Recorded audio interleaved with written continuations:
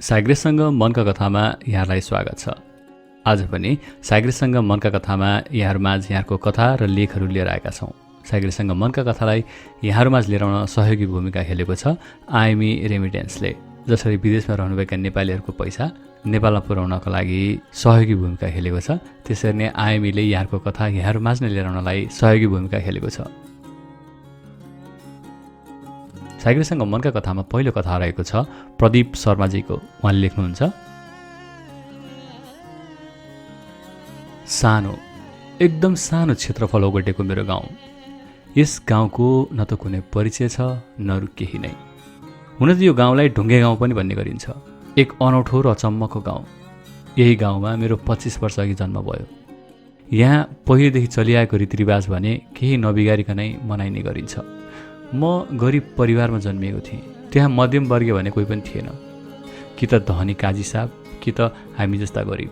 मेरो अचम्मको तरिकाले जन्म भयो। म त जन्मेँ, तर कहिले पनि आमाको काखमा रमाउन भने पाइनँ। मेरो आमाको धेरै रगत बगेर मृत्यु भयो। यहाँ अस्पताल छैनन्, नभएको मात्र होइन, आजसम्म काजी साहबका परिवार बाहेक अरू कसैले पनि अस्पताल देखेका थिएनन्। यहाँ धामी झाँक्रीमा विश्वास गरिन्छ।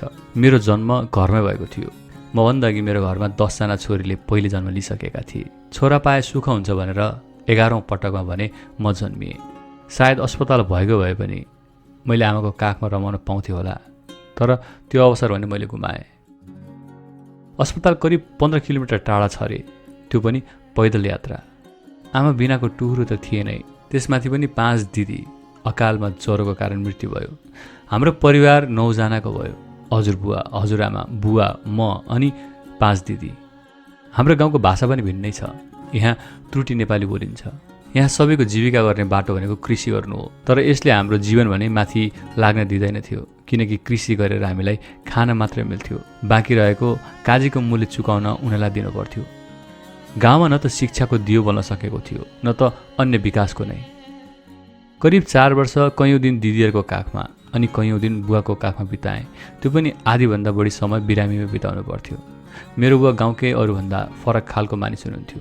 अरू भएको भए बुढी मरेपछि दोस्रो विवाह गरिहाल्थे, तर मेरो बुवाले पनि त्यसो नगरी बस्नु भएको थियो, ताकि हामी यताउता नहौँ भनेर, हाम्रो बिचली नहोस् भनेर। बेला मौकामा विभिन्न रोगले तर्साइरहन्थ्यो हामीलाई।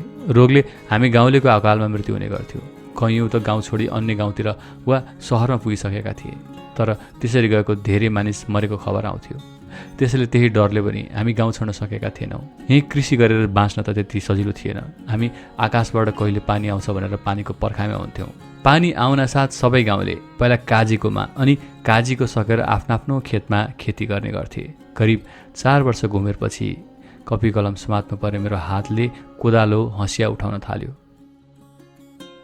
बुवाले सदा सुस्केर हाल्दै भन्नुहुन्थ्यो, काजीको पहिलेदेखिको हजारौँको ऋण छ, कसरी तिर्ने होला, बरु दास बस्नुपर्छ जस्तो छ भन्दै सधैँ जसो दास बस्ने कुरा गर्नुहुन्थ्यो। नेपालमा कैयौँ वर्ष अघि हटेको दास प्रथा हाम्रो गाउँमा भने हटेको थिएन। हुन त हाम्रो गाउँमा न त कुनै कानुन लाग्थ्यो न अरू केही नै थियो। काजीकोमा 10 परिवारभन्दा बढी दास बसेका थिए। उनले 10 पुस्तालाई एकैपटक दास बनाउने गर्थे।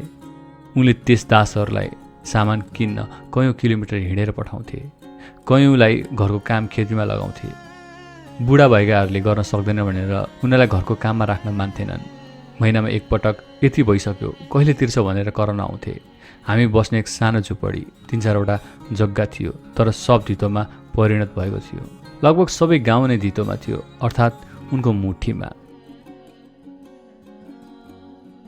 मेरो खेल्ने पर्ने उमेरमा त्यति साह्रो खेल्न पढ्न पाउँदैन थिएँ म। हामीले त्यो समयसम्म पनि पानी घरकै धारामा खान पाएका थिएनौँ। करिब 1 घन्टा लगाएर तल खोलामा पुग्नु पर्थ्यो पानी भर्नको लागि। बिहान 5 दिदी मिलेर भर्न जानुहुन्थ्यो पानी। अचम्मको जिन्दगी। कहिले को कसरी मर्छ, कहिले को अत्तो-पत्तो हुँदैन थियो। कहिले बाघले शिकार गर्थे त कहिले चिप्लेर लड्थे। काजीको स्वभाव त्यति राम्रो पनि थिएन। त्यही माथि उनका 2 छोरा त साह्रै मात्तिएका थिए। एउटा ठुलो छोरी थिइन्। उनको विवाहका लागि सरका केटाहरू लमिले देखाइरहेका हुन्थे। उनीहरूको जीवन साह्रै सजिलो थियो। घरको काम छुन पर्दैन थियो, सबै दासहरूले नै गरिदिन्थे। काजीका ठुलो छोरा केटीमा नजर लगाउँदै हिँड्थे। त्यो कार्यमा काजी पनि कम थिएनन्, त्यसैले कोही पनि दास बन्न चाहँदैनथे। उनीहरू बाउ छोरा मिलेर गाउँका धेरै छोरी मान्छेलाई नराम्ररी रुवाइसकेका थिए। कजिनी र उनका छोरी गाउँमा भएको बेलामा भने त्यति साह्रो डर हुँदैन थियो। मेरो ठुलो दिदी पनि साह्रै राम्रो थिइन्। उनलाई काजीको ठुलो छोराले नराम्रो व्यवहार गरिरहन्थ्यो। कजिनी र उनकी छोरी गाउँमा नभएको बेला पारेर उनलाई अपहरण गरे अनि भिरबाट खसालिदिए। कारण बुवाको ऋण भनेर थुपरे। त्यसपछि मेरो दिदी बाहिर निस्किन पनि डराए। काजीको 2 छोराको विवाह भयो। त्यसपछि भने बल्ल तल्ल बाहिर निस्कन गर्न थाले। फेरि गाउँको एउटा केटाले मेरो चौथो दिदीलाई साह्रै नराम्रो व्यवहार गर्यो।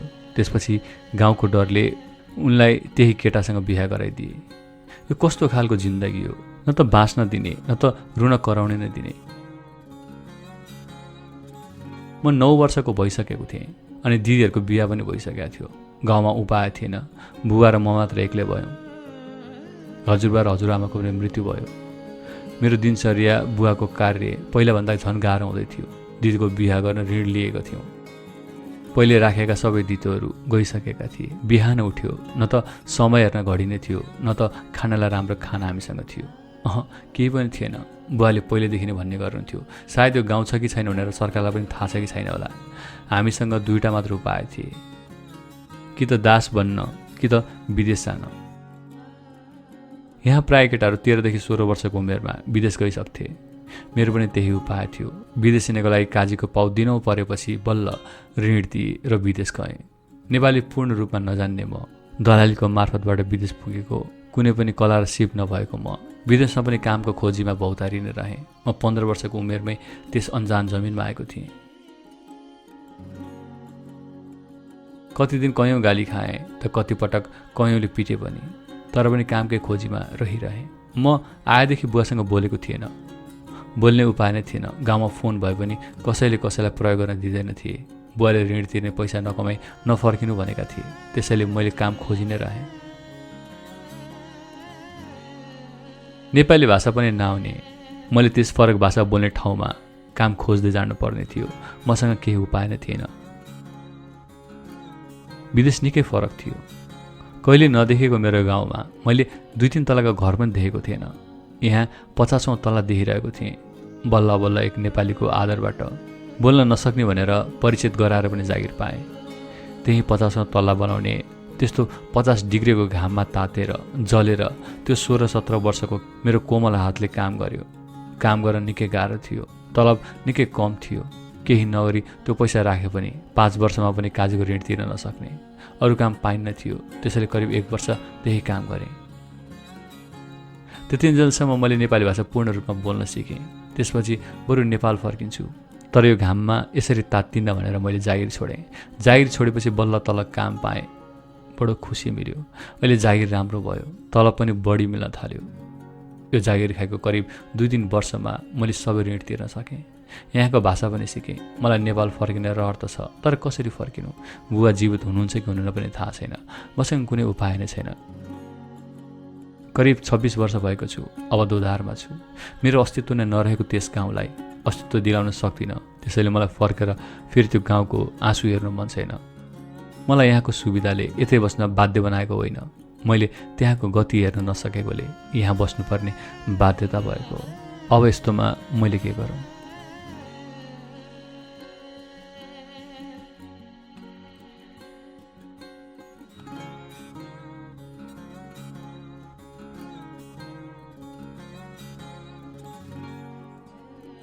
सागरसँग मनका कथा सुनिरहनु भएको यहाँहरूले प्रदीपजीको यो कथा सुनिसकेपछि कथाको पात्रलाई के सुझाव दिन चाहनुहुन्छ? उनी गाउँ फर्किनुपर्छ वा विदेशमा दुःख गरेर बस्नुपर्छ? कमेन्टमा यहाँहरूले सुझाव दिन सक्नुहुन्छ।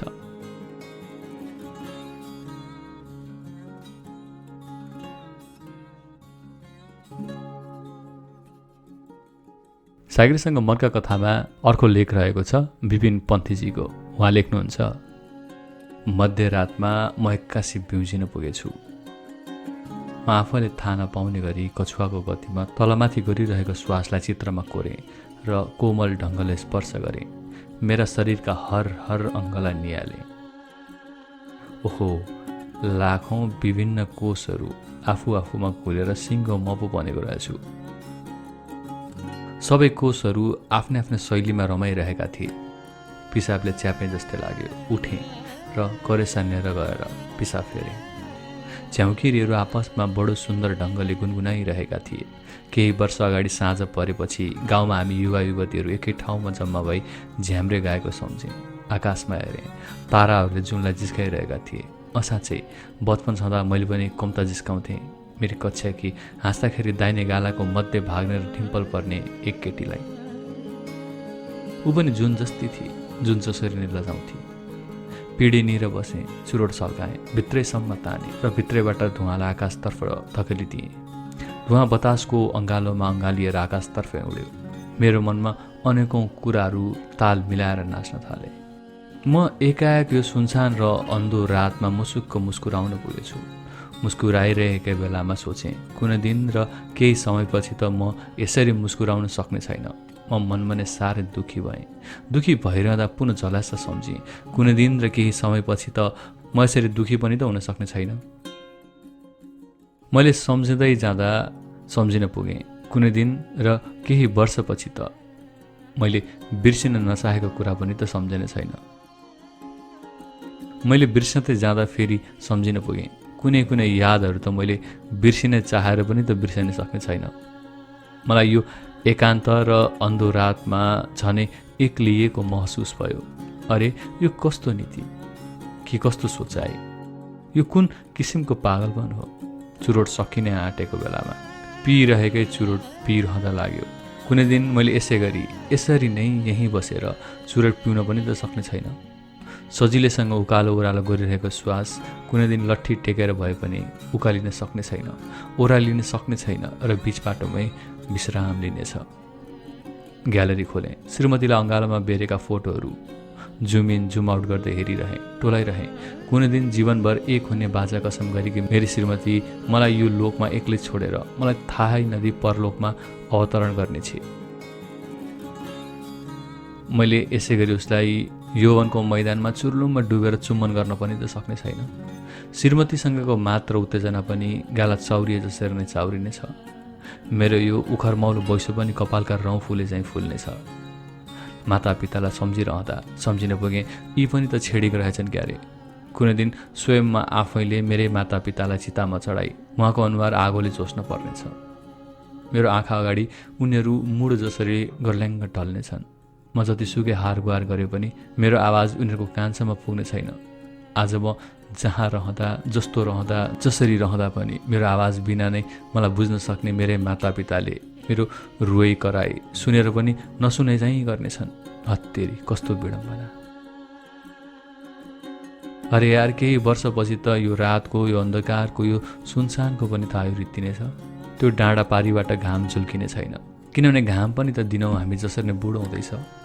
ती सुकिला हिमालहरू सधैँभरिका लागि सुक्नेछन्। पल्ला गरेकाका सुल्पामा बिडी भर्दै गन्थन गर्न चौतारीसम्म पुग्ने छैनन्। यी कमिलाहरू यसै गरी चर्ने छैनन्। यी फुलिरहेका फुलहरू ओइलाएर खस्नेछन् र यहीँ कतै विलीन हुनेछन्। यो हावा यसै गरी बहकिन सक्ने छैन। यो आकाश यसै गरी पृथ्वीको ओत पसिदिने छैन। यो खोला यसै गरी बग्ने छैन। ती टाढा टाढा बलिरहेका बत्ती पनि आफ्नो काल आएपछि निम्नेछन्, सधैँभरिका लागि। ती ताराहरूले पनि त अहिले नै त हो जुनसँग माया पिरती लगाउने। केही वर्षपछि त तिनको पनि त आइसकिन्छ। यी झ्याउँकिरीहरू गुनगुनाउने, त्यो पनि त अहिले नै त हो। केही दिनपछि त यिनको गलोमा पनि गाँठो पर्नेछ। यहाँ सब थोक सकिनेछ। यहाँ सब थोकको आयु मेटिनेछ। यहाँ केही चिजको पनि नाम निशान रहने छैन। यहाँ त हर चिज छेडेको रहनेछ। अनि मैले दुःखी हुँदै स्वीकार्न पुगेँ, म पनि त कुनै दिन अरू मरे जसरी नै मर्नेछु। मलाई पनि त अरूलाई जसरी नै मर्न पर्नेछ। म आखिर पाउन न रहेछु। हिजो यहाँ आएँ, आज अबेरसम्म यहीँ कतै रहनेछु। भोलि झिसमिस उज्यालो नहुँदै यहाँबाट बिदावारी हुनेछु। असाँच्चै मरेपछि मान्छेहरू कता जान्छन् होला है? त्यो अर्कै ब्रह्माण्ड कुन आकारको होला, कस्तो रङको होला? हामी सबैलाई छेडिक बनाउने भगवान आफू कस्ता होलान्? अझ उनी अर्कै ब्रह्माण्डमा उकुलिएको त 100 वर्षभन्दा पनि बेसी भइगयो। हामीलाई लिन काल आउँछ, काललाई लिन चाहिँ को आउँछ होला है? पुनः अर्को चुरोट सल्काएँ, ओठमा च्यापेँ। अघि नेर पुगेँ, एक ग्लास मनतातो पानी पिएँ। आफूलाई ठन्डा बनाउँदै पिँढीनेर टुसुक्क बसेर सोच्दै गएँ। मरण छ र त जिउनुको पनि मजा रहेछ। यहाँ अजम्बरी त कुनै छ र। तर जो जिरहेका छन् खुसीका साथ जिरहेछन्, खुसी हुँदै जिउन खोजिरहेका छन्। अनि म यो समय, यो बार, यो मिति, यो त आज आयो, अब कहिले नआउने गरी जाँदैछ। आज मसँग यौवन छ, पैसा छ, तागत छ र मुख्य कुरो उमेर छ। भोलि भविष्यले वर्तमान र भूतलाई हेर्दा मुस्कुराइदियोस्, त्यति भएपछि पुग्छ। कति बाँच्यो भन्दा पनि कसरी बाँच्यो भन्ने नहो। मलाई पनि कुनै दिन मर्नु त छँदैछ, मलाई पनि अरू जसरी काल आएपछि सकिने त छँदैछ। मेरो काल त परलोकबाट हिँडिसक्यो होला है। म पनि त यो लोकमा जन्मिएकै दिनदेखि नै हिँडिरहेको त छु। एक दिन अवश्य पनि चाहेर नचाहे पनि कालसँग जम्काभेट हुनेछ मेरो। हो, यहाँ सब थोक क्षणिक र नाशवान रहेछन्। जबसम्म मसँग रहन्छन् म यिनको सही र उचित सदुपयोग गर्नेछु। मसँग एकदमै थोरै समय छ, भएको समयको पनि पूर्ण रूपमा भर छैन। म अब जति बाँच्छु बवाल ढङ्गले बाँच्छु। जबसम्म मसँग मेरो जिन्दगी हुनेछ म मेरो जिन्दगीको मालिक बन्नेछु। जिन्दगी नियन्त्रण गर्ने रिमोट मेरै हत्केलामा फिट गर्नेछु। मलाई थाहा छ रिमोटमा नन रिचार्जेबल ब्याट्री फिट गरिएको छ। जतनले प्रयोग गर्छु र आफूलाई मन परेको च्यानलहरू मात्रै प्रसारण गर्छु। म छु वर्तमानमा, तर मेरो मन मस्तिष्क कि भूतमा अल्झिएको छ कि भविष्यतर्फ दौडिरहन्छ। मिल्ने भए म पनि टाइम ट्राभल गरेर कि 4-5 वर्ष अगाडि जान्थेँ कि 4-5 वर्ष पछाडि धकेलेर नयाँ गोरेटो समात्थेँ। के गर्नु, मिल्दैन। भूतमा अल्झेर बस्नुको अर्थ नै के छ र? सम्झना लायक नहुन पनि सक्छ। भविष्य सम्झेर पनि बस्नु किन र? यहाँ कसको नै के ठेगान छ र? आज पनि अहिलेलाई ज्यादा व्यस्त बनाउन सकेँ भने भूत वा भविष्यबारे सोच्न मलाई फुर्सद पनि हुने छैन। त्यही एकमुठी श्वास र अलिकति आश र हन्जेल, सके दौडिएर नसके हिँडेर, अझै नसके घस्रेर अगाडि बढिरहनु पर्ने चोला रहेछ। जो जतिसुकै होस्, जहाँसुकै होस् र जस्तोसुकै होस्, सकेसम्म मिलेसम्म मुस्कुराउँदै सन्तोषका साथ श्वास फेर्न जान्नु पर्दो रहेछ। मैले बिर्सिएको छैन कुनै दिन मलाई पनि त मर्नुपर्छ। मैले बिर्सिएको छैन कालसँग भेट हुन साथ म आफैलाई थाहै नदिई कालले मलाई उठाएर लैजानेछ। यो जिन्दगीको रीत रहेछ। मैले जन्मदा पनि त म जन्मिँदैछु भन्ने थाहा पाइनँ। म मर्दा पनि मलाई पनि मरणबारे पत्तो हुने छैन। त्यसकारण मलाई पनि त एक दिन मर्नुपर्नेछ। तर जति बाँच्नेछु आफ्नो जिन्दगी भरपुर जिएर बाँच्नेछु।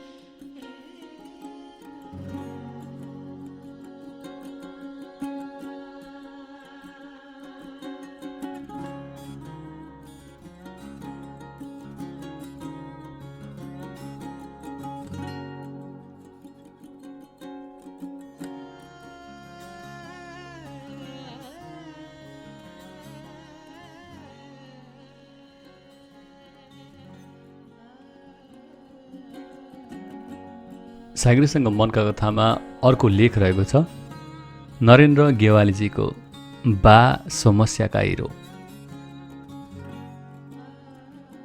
बा शब्द नै आफैमा यस्तो शब्द हो, महसुस गर्दा पनि सब थोक आफ्नै हो जस्तो लाग्ने। दुःख होस् या सुख सबै बाले नै गरिदिन्छन्। जब बा साथमा हुनुहुन्छ भने कसैको डर न त्रास, निर्धक्कले अगाडि बढ्न साहस र हौसला मिल्ने हो। ती मान्छे नै बा हुन्। बालाई कहिले दुःख गुनासो कसै सामु पोख्न आएन, कहिले आफ्नो इच्छा पूरा गर्न जानेनन्। आफ्नो लागि सधैँ अनपढ बने, छोराछोरीको लागि सधैँ शिक्षित र जिम्मेवार बाबु बन्न छाडेनन्। बाको अनुहारमा कहिल्यै खुसी देख्न सकिनँ, तर मेरो खुसीको लागि बा ज्यानको बाजी लगाएर अघि बढ्न छाडेनन्। मैले सधैँ सुन्ने गर्थेँ समाजमा छोराछोरीलाई माया आमाले जति कसैले पनि गर्दैनन्, तर होइन रहेछ। देखाएर मात्र माया गर्छन् भन्ने कुरा गलत रहेछ। बाले तँलाई माया गर्छु भनेर भनिरहँदैनन्। बा जिम्मेवारीका भारी हुन्, सानो कुरामा कहिले गुनासो गर्न जान्दैनन्। बाले आफ्नो जीवन नै मेरो लागि खेर फाल्दा त गुनासो गर्दैनन् भने बाले मेरा लागि कति माया गर्छन् होला। जीवनमा जति फिल्म बनाए आमाका लागि बनाइए, जति गीत गाइए त्यो पनि आमाकै लागि गाइए, जति कविता रचिए प्राय आमाकै लागि रचिए, तर बाले कहिले गुनासो गरेनन्। बाले कमाएर त घरको चुलो बल्यो, मैले स्कुल पढ्न पाएँ, आमाले फेरि फरिया लगाउन पाइन्, घरमा पाहुना आउँदा खुसी बनाएर पठाउन सकिन्थ्यो। बाले कमाएका थिए, सबैले हाम्रो परिवारको बारेमा गुणगान गाउँछन्। बाले आफ्नो लागि भन्दा अरूको लागि कमाए, तर पनि बाले कहिले आफ्नो लागि गुनासो गरेनन्। शनिबार र सार्वजनिक बिदा केही नभनी काम गरिरहे, तर पनि कहिले आफ्नो लागि नयाँ लुगा त्यति धेरै किनेनन्। कापी सक्यो बा, पैसा टिफिन चाहियो बा, घुम्न जानु पर्यो पैसा बा सधैँ समस्यामा हिरो भनेर उभिए। मैले बा छटपटाएको देखेको छु, रातभर नसुती अनिदो बसेको पनि देखेको छु, तर बा रोएको कहिले पनि देखेको छैन, किनकि बाले आँसु देखाउन कहिले सिकाउनु भएन। बाले आफ्नो लगाई खवाई कहिले हेरेनन्। सधैँ मेरो र आमाको पीर र चिन्ता थियो। अफिस गए पनि सधैँ आमाको र मेरो खबर लिइरहनुहुन्थ्यो। खाना नास्ताको बारेमा पनि जानकारी लिइरहनुहुन्थ्यो। घरमा कहिलेकाहीँ अफिसको काम गरेर आउनुभयो भने आमालाई किचनको काममा पनि सघाउनुहुन्थ्यो। मैले सोच्ने गर्थेँ यिनी बुढालाई के काम गर्न आएको, तर मेरो बा सङ्घर्षबाट नै यो स्थानमा आएका रहेछन्। एकपटक दसैँमा बाले सबैलाई लुगा ल्याइदिनु भएको थियो, तर आफूलाई केही ल्याउनु भएको थिएन। मैले सोधेको थिएँ, बाबा आफ्नो लागि चाहिँ केही पनि ल्याउनु भएन? बाबाले हाँस्दै भन्नुभएको थियो, तँलाई त तेरो बाले ल्याइदिए, मेरा बा त मरे, मलाई कसले ल्याइदिने? यो सुन्दा मन निकै अमिलिएर आयो। यस्तो लाग्यो मैले नयाँ लुगा लगाउन पाउने त बा भएर मात्र रहेछ। बा नहुँदा त मैले नयाँ लुगा पनि लाउन नपाउँदो पो हौँ कि। बाले कडा बोल्थे र त हामी उपद्रो नगरी बस्थ्यौँ। बाले गाली गर्थे र त हामी बा आउन साथ पढ्न बस्थ्यौँ। बा नै नभइदिए घरमा अभावै अभाव हुन्थ्यो होला। हाम्रा त बा छन्, बाले सबै गरिहाल्छन् नि, कति सजिलैसँग भनिदिन्छौँ। बालाई मैले एक दिन हाँस्दै सोधेँ, खुसी के हो बा भनेर। बाले हाँस्दै भन्नुभयो, खुसी त र तेरी आमा, तिमीहरू खुसी भए म खुसी, तिमीहरू दुखी भए म पनि दुखी। किन यस्तो भन्नुहुन्छ बा भन्दा बा मनिलो अनुहार बनाउँदै भन्नुहुन्छ, तिमीहरू मेरो जीवनका महत्त्वपूर्ण मान्छे हो बाबु। बा घरभित्रको मात्र होइन, सच्चा जीवनको पनि हिरो हुनुहुन्छ। बा परिवारको दियो अनि ऊर्जाको शक्तिका स्रोत हुनुहुन्छ। धन्यवाद छ नरेन्द्र केवालीजी बाको लागि यो लेख समर्पित गर्नुभएकोमा। नरेन्द्र गेवालीजीले नै अर्को लेख लेख्नुभएको छ, राजनीतिमा बालेन हर्क र रविको क्रेज। राजनीतिक परिवर्तन र नेतृत्व फेरिँदै गर्दा म जब बुझ्ने भएँ, मेरो देश दिन प्रतिदिन पछाडि गइरहेको पाएँ। गरिबहरू सधैँ गरिब भइरहे, धनीहरू दिन प्रतिदिन धनी हुन अवसर पाइरहने। जब यो देशमा डाक्टर बाबुराम भट्टराई प्रधानमन्त्री बने, तब मेरो मन निकै खुसी भएको थियो। अब त परदेश गएका छिमेकी काकाको छोरा बाकसमा फर्किने छैन, तल्ला गरी आन्टी विधवा हुनुपर्ने छैन, राजुदाले 70 वर्षे बुवा आमालाई घरमा एक्लै पारी परदेश जानुपर्ने छैन, रामे मास्टरको छोराछोरी उच्च शिक्षाका लागि अन्य देशमा भौतारिनु पर्ने छैन। अब देशमा सक्षम व्यक्ति नेतृत्वमा आएको छ। अब आम युवाले देशको बारेमा चिन्ता लिनुपर्ने छैन, आदि इत्यादि भन्ने यो मेरो सपना अपुरै नै रह्यो। फेरि देशको नेतृत्व गर्ने केपी शर्मा ओली र प्रचण्डको पार्टी मिलेर 2/3 बढी बहुमत सहित विजय भयो। मलाई लाग्यो अब कर्णालीमा तुनबाट यात्रा गर्नुपर्ने छैन, सिटामलको खोजीमा कसैले ज्यान गुमाउनु पर्ने छैन, कोही कतै भोकमरी लाग्नुपर्ने छैन, उच्च शिक्षाका लागि युवाहरू अन्य जिल्लामा पुग्नुपर्ने छैन, त्यहाँ पनि दक्ष शिक्षक पुग्नेछन्। यी कुराहरू मलाई लाग्यो। देशको बारेमा चिन्ता गर्ने व्यक्तिहरूको सरकार नेतृत्वमा पुगेपछि देशले कुल्टो फेर्नेछ। 2 जना देशको भविष्य खोज्ने नेताहरू अब नेतृत्वमा पुगेपछि देशमा परिवर्तन ल्याउनेछन् भन्ने लाग्यो। त्यो सरकार नै 5 वर्षसम्म टिक्न सकेन, 3 वर्षमा नै सरकारबाट बाहिरियो। जब स्थानीय तहको निर्वाचनमा स्वतन्त्र उम्मेदवारी दिँदै गर्दा बालिनको क्रेज देख्दा दलहरूबाट म मात्र होइन, जनता नै वाक्क भएका रहेछन्। समय त यस्तोसम्म आयो कि बालिनको विपक्ष भएर बोल्न पनि डर मान्नु पर्ने स्थिति सिर्जना भयो। बालिन र हर्कले अब पैसा खर्च गरेर राजनीति गर्ने समयको अन्त्य गरे। जनताको विश्वास बालिन र हर्कहरूले जोगाइराखुन्। जब बालिन र हर्क जस्ता स्वतन्त्र उम्मेदवारको जितले गर्दा देशमा तरङ्ग छायो, दलहरूप्रतिको विश्वास हरायो भन्ने कुरा स्पष्ट पारिदिँदा मेरो मन भने धेरै हर्षित हुन पायो। अब त युवाहरूले नै देशको नेतृत्व गर्नेछन्। अवश्य नै यो देशमा परिवर्तन आउनेछ भन्ने आशा लागेको छ। जनताको मन जितेका चर्चित पत्रकार रवि लामिछाने राजनीतिमा आउने कुराले मेरो मनमा अब त देश बन्छ कि भन्ने आशा र वर्षा पलाएको छ। मर्नु अघि रावणले रामलाई भनेका थिए रे, उमेरमा म तिमीभन्दा जेठो छु, ज्ञान र बलमा पनि म तिमीभन्दा अघि छु। तिम्रो सुनको घर, मेरो सुनको देश, तपस्या र क्षमता पनि मेरै बढी छ। सबै चिजमा तिमीभन्दा म अघि छु। त्यही पनि म हारेँ। रावणले भने, कारण तिम्रो भाइ तिम्रो साथमा छ, तर मेरो भाइ दुश्मनको साथमा। हामी नेपाली दाजुभाइ मिलेर अगाडि बढ्न सके संसार जितिन्छ। एक आपसमा लडे सीमा मिचिन्छ, देश बेचिन्छ र सकिन्छ। त्यसै एकजुट हुन आवश्यक छ। र जब रवि लामिछाने जस्ता युवा नेतृत्व बोकेर अगाडि बढ्ने सोचका साथ पार्टी खोलेका छन्, उनको सपना र लक्ष्य पूरा होस् र देशमा परिवर्तन आओस्। पहिलाका नेताको जस्तो स्वार्थका लागि राजनीति नहोस्। मेरो तर्फबाट शुभकामनाका साथै जनताको हकितको लागि राजनीति गरिरहोस्। यो देशको प्रधानमन्त्री रवि लामिछाने भन्दा पनि जनताको प्रधानमन्त्री बन्न पाइयोस्। शुभकामना। धन्यवाद छ नरेन्द्र गेवालीजी। फेरि पनि यो युवा र राजनीति सम्बन्धी यो लेखको लागि पक्कै पनि देशले एउटा टर्निङ पोइन्ट खोजिरहेको छ। साइग्रेसँग मनका कथा सुनिरहनु भएको यहाँहरूलाई यो विषयमा के अभिव्यक्ति राख्न मन लागेको छ, कृपया कमेन्ट गर्नुहोला। साइग्रेसँग मनका कथामा आजको लेख र कथाहरू यति नै। हामी साइग्रेसँग मनका कथाको अर्को एपिसोडमा भेट्नेछौँ। त्यतिन्जेललाई यहाँहरूको दिन एकदम शुभ रहोस्। नमस्ते।